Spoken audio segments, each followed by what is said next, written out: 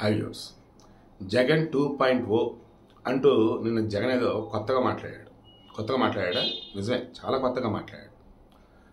ఆయన మాట్లాడే కాసేపటికి ఆయన ఇంటి ముందు మంటలు.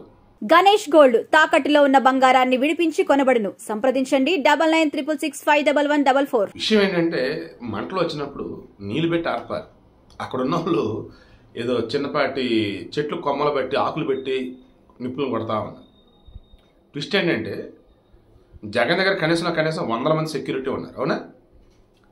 ఆ మంటల దగ్గర చూస్తే ఇద్దరు ఆ కర్రపులలో లేదన్నప్పుడు ఏదో మొక్కలు పెట్టి ఆరుపుతున్నారు.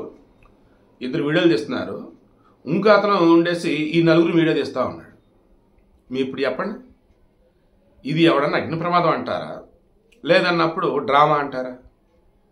కోడికెత్తి డ్రామా దగ్గర నుంచి మొదలుకుంటే వివేకానంద రెడ్డి హత్య, దాన్ని గుండెపడిన డ్రామా చేశారు. మొన్న విజయసాయి రెడ్డి కూడా చెప్పాడు కదా, ఏమని, నేను అవినాష్ రెడ్డికి ఫోన్ చేశాను, వివేకానంద రెడ్డి చనిపోయాడు నా కాల్ రాగానే, ఏంది అవినాష్ రెడ్డి వివేకానంద రెడ్డి చనిపోయారంటే ఏంటి మరి అంటే, అప్పుడు ఆయన పక్కన ఉన్న వ్యక్తికి ఫోన్ ఇచ్చాడు, ఆ మనిషి చెప్పాడు గుండెపోటు అని, నేను అదే చెప్పాను అన్నాడు. తర్వాత ఏమైందండి, మొత్తం డ్రెస్సింగ్ చేసి బాడీ మీద ఉన్నటువంటి రక్తం అంతా క్లీన్ చేసి పూలదండలు గెలదండలు అన్నీ పెట్టేసి ఫ్రీజర్లో పెట్టేసి ఇక ఊరి నుంచి వాళ్ళ సునీత కూతురు రాగానే ఖననం చేద్దామని. ఆమె చూసి ఏంద్ర అయ్యా ఇది, ఫేస్ మీద ఏదో గాయాలు ఉన్నట్టున్నాయి, మీరేం గుండెపోటు అంటున్నారు, ఏం చెప్పారండి అప్పుడు? ఆయన గుండెపోటు వచ్చి బాత్రూంలో పడిపోయాడు, ముందు పోస్ట్ మార్టం చేయండి రా బాబు అని అందాం.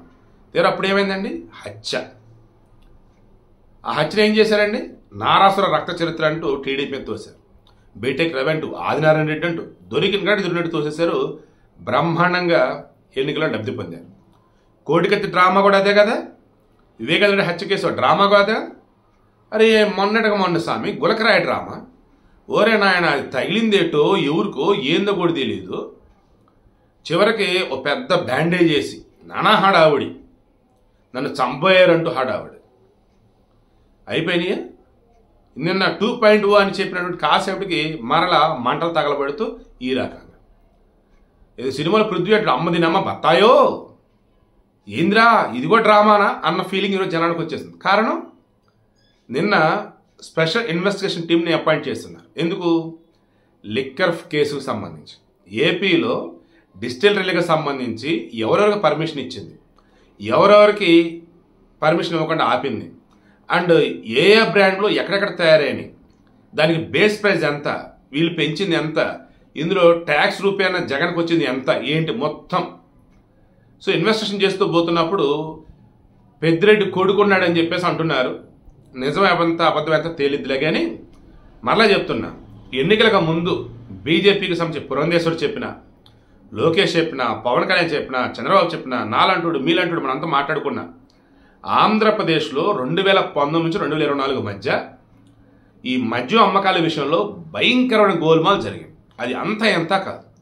దానికి సంబంధించిన లెక్కలు మొత్తం తవ్వుతూ పోతే ఖచ్చితంగా జగన్ దగ్గర ఆగిద్ది.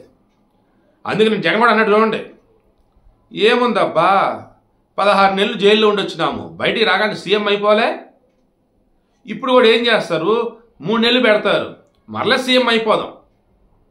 ఏందో అసలు సీఎం అంటే ఏదో అసలు గుడిలో దొరికే ప్రసాదం, చర్చిలో పాస్టర్ ఇచ్చే బ్లెస్సింగ్ అన్నట్టు ఫీల్ అయిపోతున్నాడు. సీఎం అంటే ఏమనుకున్నా అసలు ఈయన ఒకసారి ఇచ్చారు, ఇక జీవితంలో ఇటువంటి దరిదాపులు పోకూడదని చెప్పేసి ఏపీలో డిసైడ్ అయ్యారు. 2024 రిజల్ట్ ఇచ్చేశారు. ఇప్పుడట మరలాట ఆయనకి ఇస్తారట. అదేమంటట జగన్ 2.0 అట కొత్తగా ఉండేదట.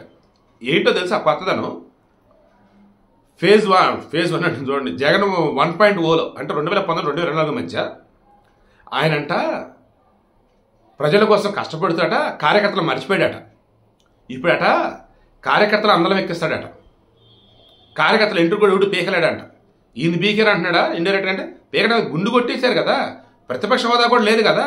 ఏం చెప్పాడండి 2024 ఎన్నికలకు ముందు, 30 ఏళ్ళు మనమే సీఎం అన్నాడు, 175 గెలుస్తున్నాం అన్నాడు. ఏమైంది? ఇప్పటికి అదే భ్రమంలో ఉన్నాడు, ఇప్పటికే ఏమాత్రం మారల. సో సింపుల్గా చెప్పి వీడియో క్లోజ్ చేస్తాను చూడండి. జగన్ని నమ్ముకొని ఉన్న వాళ్ళు ఎవరన్నా కానీ ఉంటే, ఒక్కసారి మీరు ఇంకా జగన్ అనుకుంటూ ఉంటే ఇంకా జగన్ సైడే మీరు ఉంటున్నాను అనుకుంటే, వైసీపీఏ మీ పార్టీ అనుకుంటూ ఉంటే ఒక్కసారి సైకాలజిస్ట్ని కలవండి. సైకాట్రిస్ట్ వద్దు, మెడిసిన్ ఇస్తారు వాళ్ళు, అలద్దు.